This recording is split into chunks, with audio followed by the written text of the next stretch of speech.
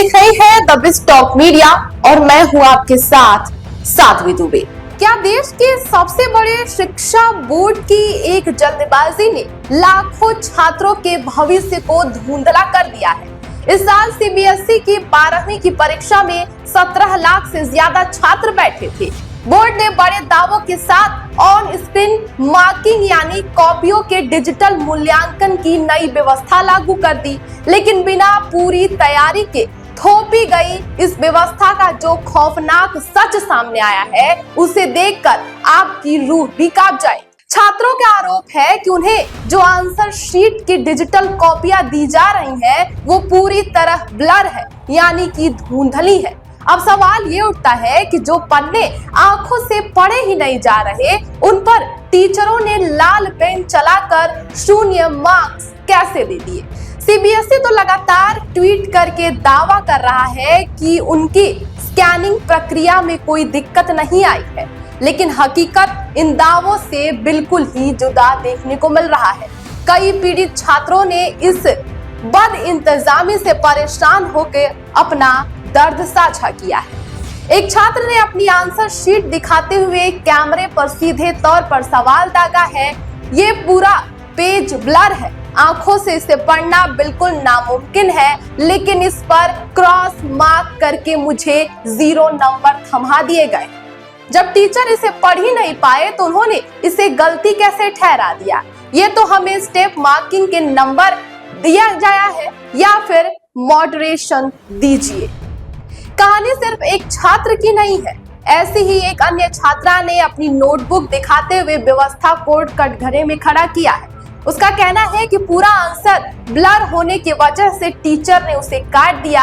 अब छात्रा का सीबीएसई से सीधा सवाल है, अगर स्कैनिंग वाकई ढंग से हुई थी तो ये धुंधले पेज कहां से आ रहे हैं, और जब हम खुद अपनी लिखी हुई कॉपी पढ़ ही नहीं पा रहे हैं तो शिक्षकों ने इससे चेक कैसे कर लिया और उस पर 0 मार्क कैसे दे दिया।